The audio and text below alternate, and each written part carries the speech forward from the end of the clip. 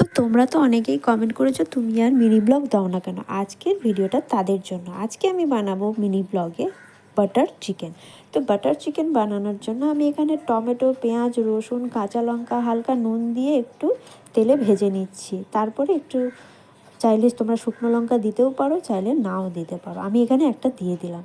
তারপরে এটাকে ভেজে নেওয়ার পরে আমি নেক্সট পজিশনে চলে যাব, সেটা হচ্ছে চিকেনটাকে আমি হলুদ, নুন, শুকনো লঙ্কা, একটু দই দিয়ে ম্যারিনেট করে রেখেছিলাম। দিয়ে তারপরে 1 চামচ বাটারে ভেজে নিচ্ছি।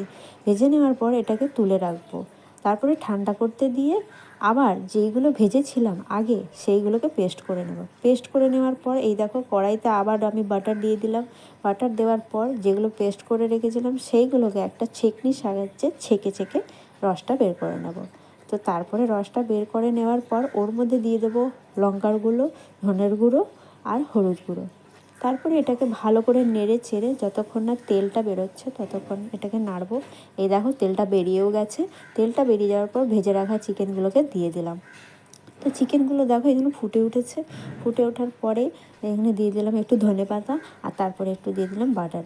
বাটারটা তো পড়েই গেল, তো যাই হোক বাটারটা আমি দিয়ে দিলাম। দিয়ে দেওয়ার পর এটাকে 5 মিনিট ঢেকে রেখে জলটা একটু যখন শুকিয়ে আসবে দিয়ে দেবো কসুরি মেথি। এখনের মতো বাটার চিকেন এই পর্যন্ত।